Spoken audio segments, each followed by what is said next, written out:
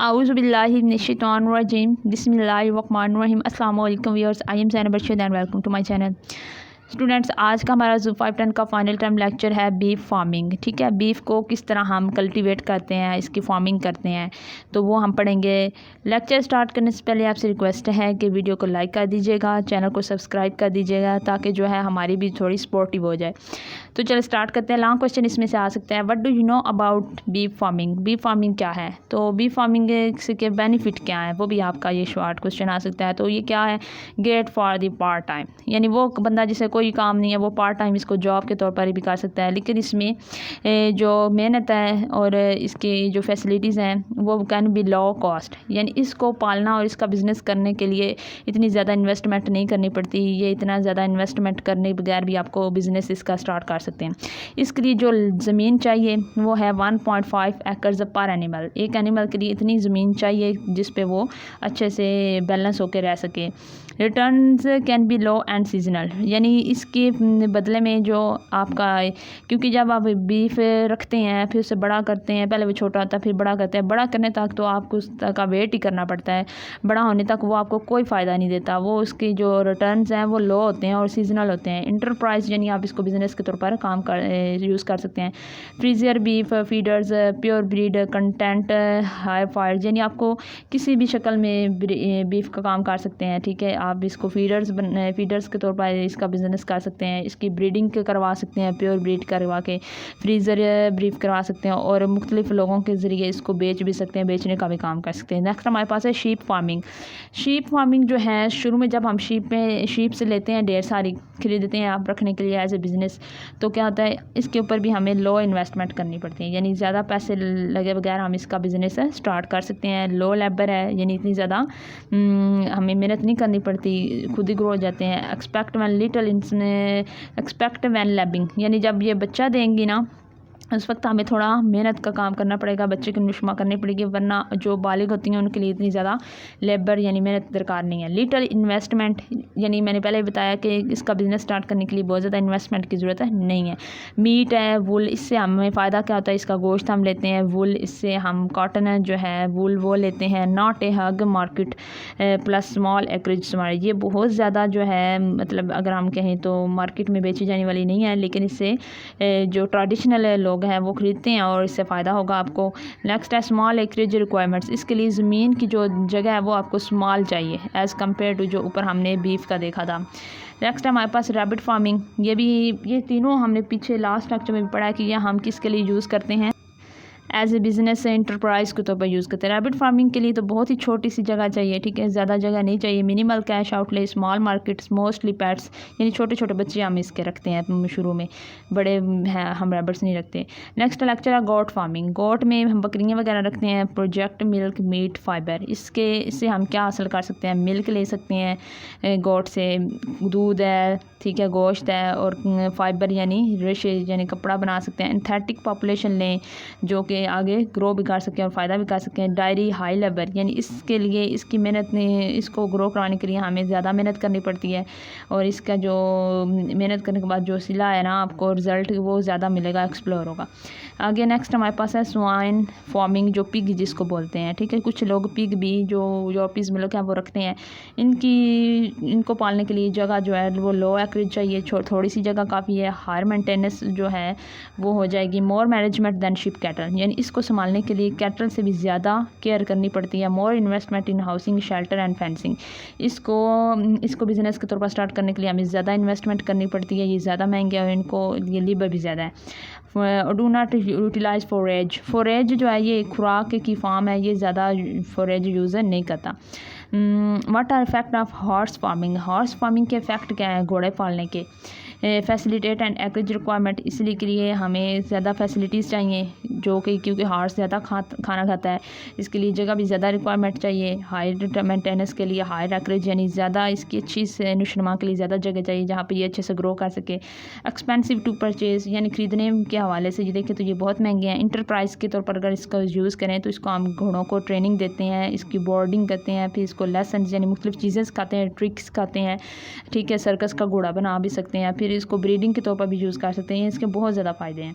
Last हमारे पास है live stock selection. यानी जब भी आप कोई भी जानवर रखना चाहते हैं, एज ए लाइफ स्टॉक के बिज़नेस करना चाहते हैं, तो आपको किन जानवरों की सिलेक्शन करनी चाहिए, वो जिसमें आपको प्रॉफिट मिले। यानी profitability of any individual animals are a herd of a, यानी एक आप अकेला एनिमल खरीदते हैं या एक पूरा हर्ड यानी रिवर्ड लेते हैं या जानवरों का ग्रुप खरीदते हैं, वो किसकी, उससे क्या हमें प्रॉफिट मिलेगा, उसका प्रॉफिट हम कैसे मेजर कर सकते हैं। तो वो कैसे मेजर करेंगे, type of individuality based on the ability to produce high quality products for a tough market. हमने ये देखना है कि इसकी मार्केट में वैल्यू क्या है, ठीक है।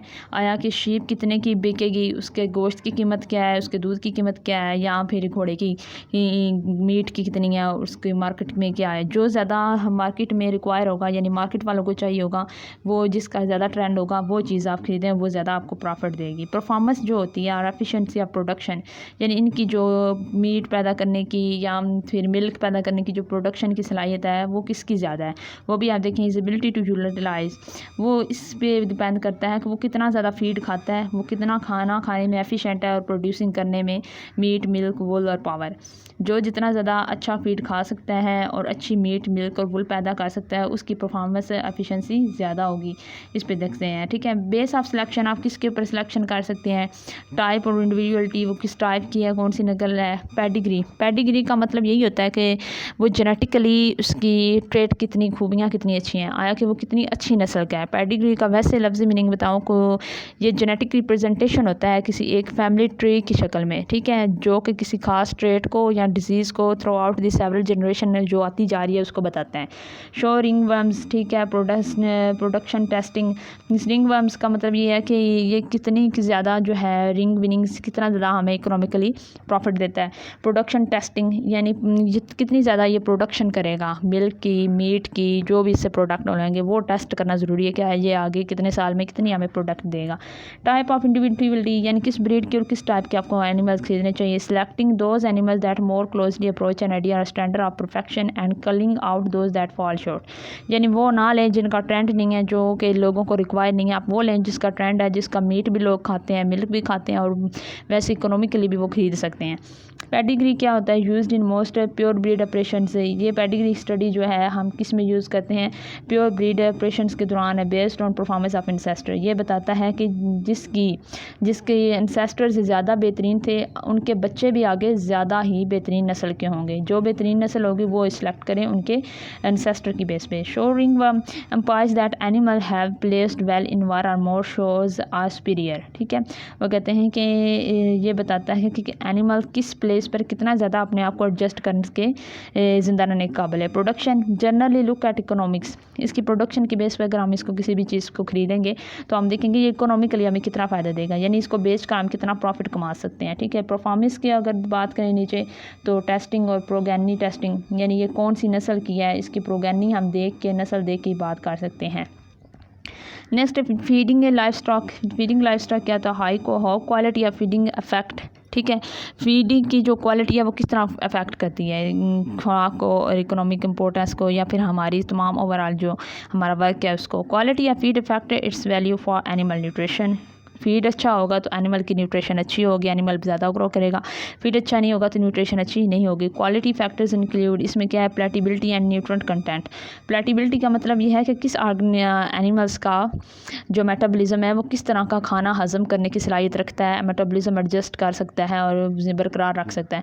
क्योंकि कोई ऐसा हो सकता है कि एक एनिमल है उसको किसी एक चीज़ या एक खाने से एलर्जी है, वो नहीं खा सकता, लेकिन दूसरा एनिमल जो है वो उसको ईजिली खा सकता है और उससे फ़ायदा होता है। तो इस प्लेटिबिलिटी पे भी डिपेंड करता है और उस खुराक के ऊपर कितनी ज़्यादा न्यूट्रिएंट कंटेंट है, जितना ज़्यादा न्यूट्रिएंट कंटेंट होगा वो उतनी ज़्यादा बेहतरीन खुराक होगी। प्लेटिबिलिटी का मतलब उन्होंने यह बताया, refers to how well the animal will accept feed. वही बात है कि हो सकता है कि एक जो है जानवर उसको घास जो है बदहजमी करती हो, दूसरा हो सकता है वही घास खा के, वही यकसाम जो घास की है खा के ज़्यादा ग्रो करता हो। तो अपने अपने मेटाबॉलिज्म के ऊपर भी डिपेंड कर रहा है कि वो कितना फीड को एक्सेप्ट करते हैं। इम्प्रॉपर हार्वेस्टिंग और हैंडलिंग विल रिड्यूस इनक्वालिटी, ठीक है। वो क्या कहते हैं, अगर हम खुराक से ही हार्वेस्ट नहीं करते, नहीं पकाते, नहीं खिलाते और हैंडल भी नहीं करते तो वो खुराक की क्वालिटी को घटिया कर देगा, कम कर देगा।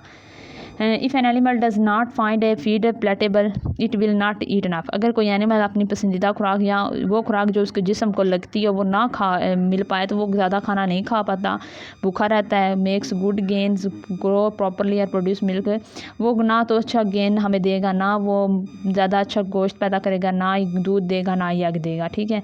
तो उसके लिए प्लेटेबल जो खुराक है वो होना ज़रूरी है। Feeds on produce on well fertilized soils will produce feed. कहते हैं कि वो खुराक दें जो कि उस ज़मीनों में उगे हों जहाँ पर ज़्यादा फर्टिलाइज यूज़ हों। फर्टिलाइज जितनी ज़्यादा यूज़ होंगे अच्छी खुराक पैदा होगी, अच्छी खुराक पैदा होगी तो अच्छा न्यूट्रेंट मिलेगा। मिसाल के तौर पर रफ़ एज जो होते हैं ये भी जो है मुख्तलिफ़ खुराक का मजमूआ होता है जिसमें सूखी घास, बाजरा, जवार, इस तरह की चीज़ें मिक्स करके बनाया जाता है। That is of high quality और इसमें बहुत ज़्यादा न्यूट्रेंट होता है जो कि हाई क्वालिटी का होता है। तो इस तरह की खुराक देनी चाहिए जो अच्छी फर्टिलाइज्ड सॉइल्स में उगी हो। विटामिन, माइनो एसिड्स कंटेंट और मिनरल्स जो होगा उससे भी इफ़ेक्ट पड़ता है खुराक की एनिमल की सेहत पे, ठीक है। डाइजेशन अगर हम देखें नेक्स्ट हमारे पास मुख्तलिफ़ तरीके हैं डाइजेशन के मुख्तलिफ़ ऑर्गेनिज़म के अंदर, ठीक है। कुछ ऑर्गेनिज़म होते हैं जो मोनोगैस्ट्रिक होते हैं। मोनोगैस्ट्रिक का मतलब यह है कि उनका जो स्टोमिक होता है ना वो एक ही पार्ट पे मुश्तमिल होता है, एक कंपार्टमेंट पे। जैसे हम ह्यूमन है, हमारा जो स्टोमिक है वो एक सिंगल पार्ट पे मुश्तमिल है, बाकी सारी उसके डाइजेस्टिव ट्रैक हैं, ठीक है। इसे कहते हैं मोनोगैस्ट्रिक। इसकी एग्जांपल आपने याद रखनी है, मोस्ट इंपॉर्टेंट पेपर में आएगा शॉर्ट क्वेश्चन। मोनोगैस्ट्रिक और पोलोगैस्ट्रिक में डिफ्रेंशिएट करें और इनकी एग्जांपल दें। मोनोगैस्ट्रिक वो है जिनका एक कंपार्टमेंट होता है, एक हिस्सा होता है स्टोमिक का, जैसे पिग है, डॉग है, ह्यूमन है। तो नेक्स्ट हमारे पास है डाइगैस्ट्रिक, या फिर ये कह लें कि जो जिनका जो होता है 3 होते हैं, ठीक है, 3 पार्ट्स होते हैं। वो ज़्यादा ना 2 होते हैं, ना 4 होते हैं, ना 1 होता है, उनके 3 पार्ट्स होते हैं। जैसे एवियन है, गिजर्ड है, चिकन है, टर्की है, डक्स हैं। जिसमें आपने टर्की का पता ही होगा जिसमें क्रॉप है, ठीक है। क्रॉप के बाद क्या आता है, स्टोमिक आता है और स्टोमिक के भी आगे हिस्से बने होते हैं। नेक्स्ट हमारे पास आता है पोलीगैस्ट्रिक। पोलीगैस्ट्रिक जो होते हैं वो रूमिनेट्स होते हैं। रूमिनेट्स वो होते हैं जो अक्सर आपने देखी होंगी भैंस या काउस को, वो खाना खाने के बाद बैठ जाती हैं और मुँह चबा में कोई चीज़ खाए बगैर, डाले बगैर मुँह को हिला रही होती हैं जैसे वो कोई चीज़ चबा रही हैं, और उनके मुंह से वाइट कलर का जाग जो होता है वो निकल रहा होता है।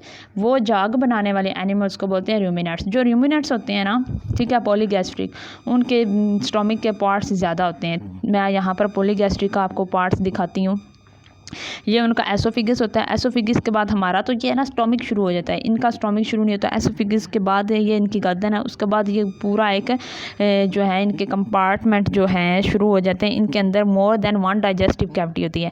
इनका जो डाइजेस्टिव पार्ट है वो एक पहला है ओएसम, ठीक है, ओमासम। ओमासम के बाद आता है एब ओमासम, ठीक है। तीसरा पार्ट हमारे पास आता है र्यूमन, और चौथा पार्ट है स्मॉल इंटेस्टाइन, और एंड पे है लार्ज इंटेस्टाइन। इंटेस्टाइन ख़त्म होने के बाद है अनस। तो ये 1 2 3 4 5 इनके पार्ट्स होते हैं पॉलीगैस्ट्रिक के, ठीक है। जैसे भैंसों की आपने देखे होगा, अक्सर जब कुर्बानी की ईद आती है तो भैंसों की इतना बड़ा वो जो किसा उसे बोलते हैं ओजड़ी होती है, वो बाहर फेंकी होती है। वो ओजड़ी के अंदर तहें होती हैं, उनके पेट की मुख्तलिफ लेयर्स होती हैं। उन लेयर्स के अंदर जो होता है ये मुख्तलिफ पार्ट्स होते हैं उनके पेट के, जिनको हम बोलते हैं पॉलीगैस्ट्रिक या रूमिनेट्स। ये किन में पाया जाता है, बड़े ऑर्गेनिज्म जैसे कौ है, शीप है, गोट है। उसके बाद आता है सूडो रूमिनेट्स। ये भी सूडो रूमिनेट्स के अंदर तीन हिस्से होते हैं। ये भी बिल्कुल भैंस की तरह ही काम करते हैं। हॉर्स है, रैबिट्स है, हैमस्टर है, ठीक है। ये एनिमल्स के अपनी एग्जाम्पल याद रखनी है। तो ये थी हमारे पास। फीडिंग गोल्स भी पढ़ लेते हैं, थोड़ा सा है हमारे पास। ये फीडिंग गोल है 160 कंप्लीट करवाती हूँ। Feeding goals and proper animal nutrition क्या है, फीडिंग गोल्स क्या होने चाहिए, यानी फीडिंग के मकसद क्या होना चाहिए एनिमल्स के अंदर। वो मेंटेन्स रखें उनकी हेल्थ को, उनकी ग्रोथ करें, उनकी फिनिशिंग, यानी अगर जब तक वो उनकी एज ख़त्म होने की नहीं हो जाती तब तक वो अपने आप को बरकरार रखनी हो, उनकी प्रोडक्शन में हेल्प करती हो, वो वर्क अच्छे से कर सकते हो, इतनी अच्छी खुराक होनी चाहिए और उनकी एज के मुताबिक खुराक होनी चाहिए। फीडिंग का ये होता है। What is proper animal nutrition क्या होती है, the process by which animal eat and use food, उसे हम बोलते हैं प्रॉपर एनिमल न्यूट्रिशन, जिससे वो फूड हासिल भी करता है, उसे खाता है और फिर उससे फ़ायदा हासिल करके न्यूट्रिशन भी लेता है। प्रॉपर एनिमल न्यूट्रिशन के अंदर क्या फ़ायदा है, ये इंक्रीज़ फीड, ठीक है, efficiency, increase rate of gain. ये दो जो है एमसीक्यूज़ अपने याद रखना है। प्रॉपर जो है एनिमल न्यूट्रिशन के क्या बेनिफिट हैं, ये क्या करता है, फीड को हासिल करने की एफिशिएंसी जो है उसे बढ़ाता है, और रेट ऑफ गेन जो है बदले में जितनी ज़्यादा एनिमल अच्छा फीड खाएगा, एफिशिएंसी होगा, उतनी ज़्यादा रेट ऑफ गेन होगा, यानी उतनी हमें भी प्रॉफिट होगा, उतनी ज़्यादा दूध देगा, उतनी ज़्यादा मिल्क देगा। न्यूट्रेंट क्या है, a substance that is necessary for an organism to live and grow. Nutrient वो ग़िज़ाई अज्जा है जो किसी भी ऑर्गेनिज्म को ज़िंदा रहने के लिए ज़रूरी है। न्यूट्रेंट्स क्या बनाता है, make it possible for animal to carry out life process. Nutrient किस लेकर ही वो अपनी ज़िंदगी के तमाम जो वर्क हैं एनिमल के वो कर सकता है। तो न्यूट्रेंट की डेफिनेशन आपने शॉर्ट क्वेश्चन के लिए याद रखनी है। नेक्स्ट है फीड स्टफ, फूड और वाटर होता है। फीड स्टफ के अंदर बेसिकली फीड होती है, जो कि कोई भी फीड यानी कोई भी उनका खुराक आ सकती है, और साथ होता है वाटर। ये दोनों चीज़ें उन्हें रिक्वायर होती हैं। तो आज की वीडियो के लिए इतना ही था। नेक्स्ट वीडियो तक दीजिए इजाज़त, इंशाल्लाह नेक्स्ट लेक्चर भी अपलोड हो जाएंगे। तो मुझे दीजिए इजाज़त, अल्लाह हाफिज़।